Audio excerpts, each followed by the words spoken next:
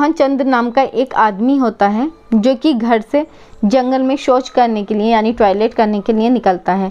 अचानक अंधेरे में उसका पैर एक गड्ढे पे आ जाता है। उसको ऐसा लगता है कि कोई बैठा हुआ है। जब वो मोबाइल की टॉर्च जलाता है तो उसमें एक महिला होती है जिसके मुंह बंद होता है, मुंह के अंदर कोई कपड़ा ठुसा होता है। एक कपड़े से उसके दोनों हाथ बंधे होते हैं और उसके शरीर पर एक भी कपड़ा नहीं होता, वो नंग अवस्था में होती है।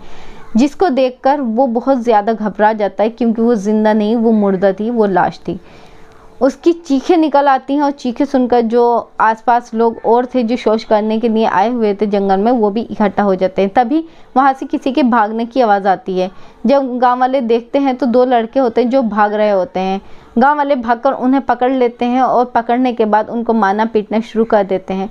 इस तरह से खबर जब फैलती है तो पूरा गांव इकट्ठा हो जाता है। लगभग 400-500 लोग मिलकर उन दोनों लड़कों को खींचते हैं। कोई अपनी तरफ खींचता है, कोई अपनी तरफ खींचता है, उसको मारने के लिए, तोड़ने के लिए। जब ये बात वहीं गांव में रहने वाले एक व्यक्ति को पता चलती है जो कि बहुत बड़ा ज़मींदार है, वो भागा भागा जाता है अपने पिता के पास और पिता के जाकर बोलता है कि मेरे दोनों बच्चों को गाँव वाले मार देंगे, जल्दी चलो। जब पिता भी जंगल की तरफ भागते हैं तो उनको लगता है शायद हम इस भीड़ को काबू नहीं कर पाएंगे और वो पुलिस के पास जाते हैं। पुलिस को बताते हैं 2 लड़के हैं, उनको गांव वाले बेदर्दी से मार रहे हैं, आप जल्दी से जंगल में चलो। पूरी टीम जंगल पहुंचती है तो वहां का दृश्य देखकर वो भी चौंक जाती है। कौन थी ये महिला, किसने की थी, उसकी हालत क्या था, इस कहानी का पूरा सच जानते हैं आज की सच्ची घटना में। नमस्कार, आदाब, सत श्री अकाल। मैं हूँ शबनम खान और आपके सामने लेकर आई जुर्म की एक और नई अनोखी दास्तान। आज की ये सच्ची घटना है उत्तर प्रदेश का एक ज़िला लगता है मुजफ्फरनगर, वहीं का एक थाना है जिसका नाम है तिताबी थाना।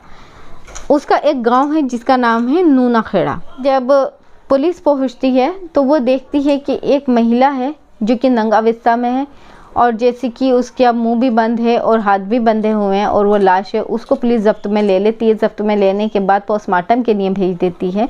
वहीं पर 2 लड़के होते हैं जिनको 400-500 लोग बुरी तरह से मार रहे थे। बिल्कुल वो अधमरी हालत में हो गए थे, ऐसा लग रहा था कि जैसे ये मर ही गए हों। सांसें कुछ बाकी थी तो पुलिस ने उनको हिरासत में ले लिया। लेने के बाद उनको तुरंत ही हॉस्पिटल में भेज दिया गया। वहाँ पर बताया गया कि इनकी हालत ज़्यादा सीरियस है, इसलिए इनको हायर मेडिकल सेंटर में रेफ़र करना पड़ेगा।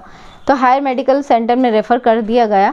लेकिन वहाँ के जो गांव वाले थे उनका गुस्सा इतना था कि वो काबू में आने का नाम नहीं ले रहा था। वो लोग यही बोल रहे थे कि इनको हॉस्पिटल क्यों भर्ती कराया जा रहा है, ये बचने के लायक नहीं है, इनको अभी इसी टाइम मौत के घाट उतार दो, नहीं तो हमें दे दो, हम खुद अपने आप से इनको सज़ा दे देंगे। लेकिन पुलिस ने उन लोगों को शांत कराया। शांत कराने के बाद ये लोग हॉस्पिटल में भी पहुंच गए। उसके बाहर भी ये लोग हल्ला करने लगे। पुलिस ने वहां से भी इन लोगों को शांति से शांत कराया और कहा हम पूरे मामले की जांच करेंगे, जो कातिल है, जो अपराधी है, उसको सज़ा ज़रूर दी जाएगी।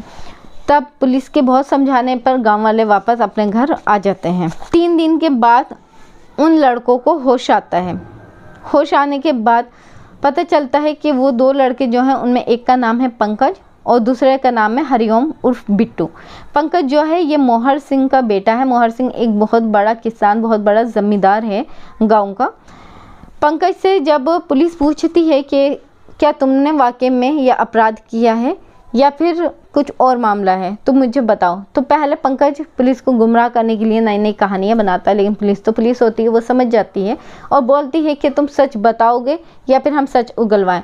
अगर तुम सच नहीं बताओगे तो तुम्हारी हालत ऐसी की जाएगी जैसे अभी इन गाँव वालों ने की है, उससे भी बदतर। ना तुम जीने लायक बचोगे, ना तुम मरने लायक। तब पंकज घबरा जाता है और घबराने के बाद अपनी सारी हकीकत पुलिस के सामने बयान करता है। वो बताता है कि जब मैं कुल 12 साल का था तब मेरी माँ एक व्यक्ति के साथ भाग गई थी मुझको छोड़कर। तो घर में मैं, मेरे दादा और मेरे पिता, हम 3 व्यक्ति ही रहा करते थे। कभी मेरे पिता खाना बनाते थे तो कभी मेरे दादा तो कभी मैं। इस तरह से ही हमारी ज़िंदगी चलती थी। मेरे जो दादा हैं ज़मींदार, उनका नाम है मोहर सिंह, वो मेरे पिता सुरेंद्र सिंह से कहते हैं कि तुम शादी कर लो। पहले मेरे पिता बहुत मना करते हैं, लेकिन जब ज़्यादा दबाव बनाया जाता है, कहा जाता है कि एक महिला की ज़रूरत है इस घर में, हम लोगों से अकेले ये घर नहीं संभल पा रहा है, तो मेरे पिता सुरेंद्र सिंह एक औरत से शादी कर लेते हैं। लेकिन वो औरत नहीं बल्कि एक लड़की होती है जिससे वो शादी करते हैं। उसकी उम्र कुल 23 साल की थी और वो दिखने में बहुत ज़्यादा खूबसूरत थी। सब परिवार की रजामंदी से शादी होती है, सभी रस्म रिवाजों के साथ। लेकिन उस लड़की का नाम पुष्पा था और वो बहुत ही ज़्यादा खूबसूरत थी। इतनी खूबसूरत थी कि गांव में उसकी चर्चा थी। जो सुरेंद्र सिंह की पत्नी है वो बेइंतहा खूबसूरत है। अब जो बेटा था जिसका नाम था पंकज, ये भी उस महिला को देखकर बहुत ही ज़्यादा आकर्षित होता था। ये उसको मां नहीं कहता था, ये उसको पुष्पा ही कहता था। कोई भी चीज़ चाहिए होती थी तो पुष्पा दूध दे दो, पुष्पा खाने दे दो, इस तरह से बोलता था। एक दिन जब सुरेंद्र सिंह ने ये सब देखा तो उसने अपने बेटे को कमरे में बुलाया और कहा कि तुम्हारी ये माँ है, भले उम्र में तुमसे 2-3 साल ही बड़ी है, लेकिन रिश्ता तुम्हारा माँ का, तुम उसको पुष्पा मत कहा करो, तुम उससे माँ कहा करो।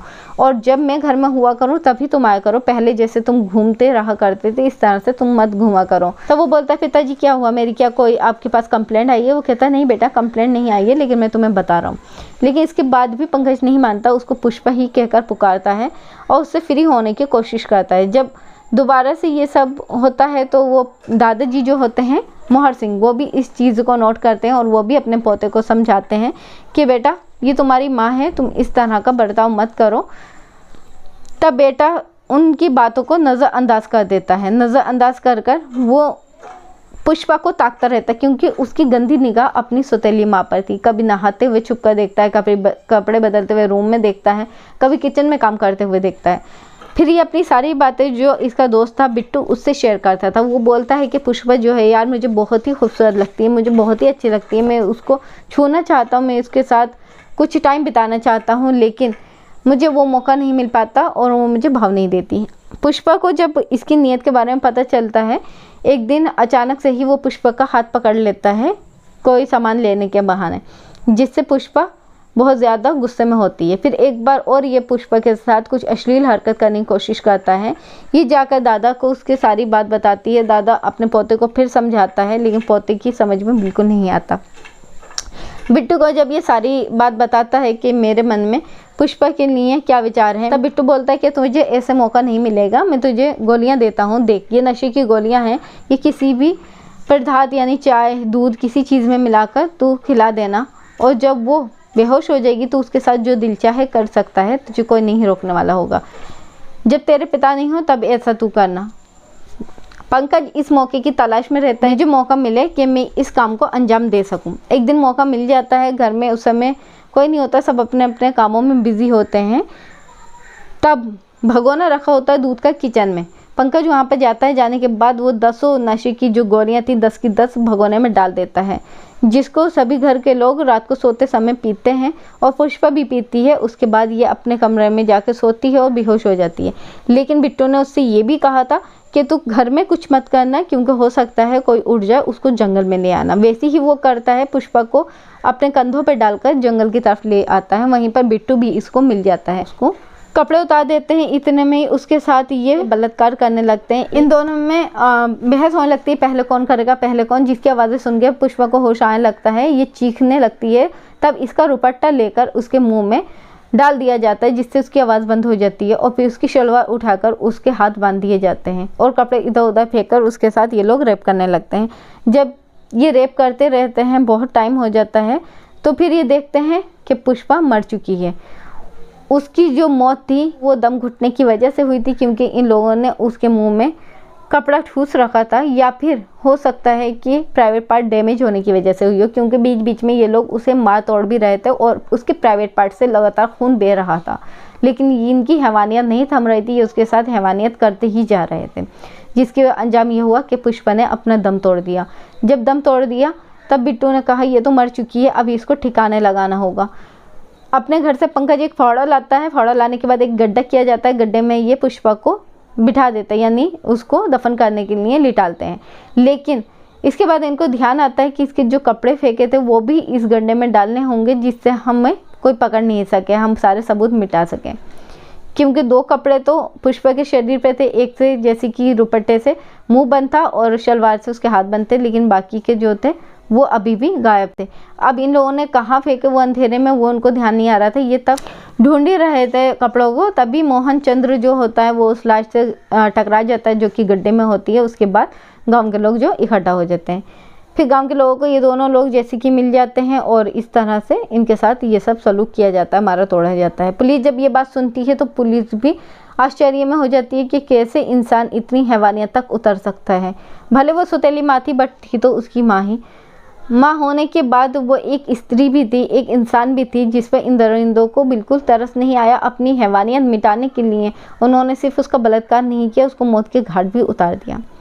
उन दोनों के खिलाफ चार्जशीट बनाई गई। अभी वो जेल की 4 दीवारियों में कैद है। हवस मिटाने के लिए उन दोनों लड़कों ने अपनी तो ज़िंदगी बर्बाद की, लेकिन जो बेचारी एक लड़की थी जो कि अपनी शादीशुदा ज़िंदगी बहुत अच्छे से बिता रही थी, एक ज़्यादा उम्र के व्यक्ति के साथ भी वो खुश थी, किसी तरह का शिकवा गिला नहीं था, उसकी ज़िंदगी भी ख़त्म कर दी।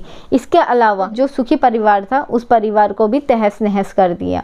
दादा और पिता दोनों ही इस सदमे में हैं कि आखिर हुआ तो क्या। यहाँ पर गलती कुछ पिता की भी मानेंगे, कुछ दादा की भी मानेंगे कि जहाँ पोते की उम्र थी शादी करने की, वहाँ पर उन्होंने पोते की शादी नहीं कराकर अपने बेटे की ही दोबारा शादी करा दी, वो भी एक कम उम्र की लड़की से, जिसका परिणाम ये हुआ कि बेटे में हवस की आग और ज़्यादा जागी और उसने माँ को ही अपना निशाना बना डाला। यहाँ पर हमारा मकसद आपको परेशान करना नहीं है, हमारा मकसद सिर्फ इतना ही है कि शादी ब्याह आप करते हैं तो सोच समझ के कीजिए। अगर कोई बुज़ुर्ग व्यक्ति शादी कर रहा है तो उसको ये देखना चाहिए कि मेरा पोता या मेरा बेटा शादी लायक तो नहीं है, पहले है तो उसकी शादी कराएं, बाद में अपनी करें। फिर हाजिर होंगे आपके सामने जुर्म की एक और सच्ची घटना को लेकर। जब तक कि आप अपने परिवार का ख्याल रखें, सुरक्षित रहें। वीडियो अच्छी लगी है तो वीडियो को लाइक करके चैनल को सब्सक्राइब करना हरगिज़ नहीं भूलें। धन्यवाद। जय हिंद।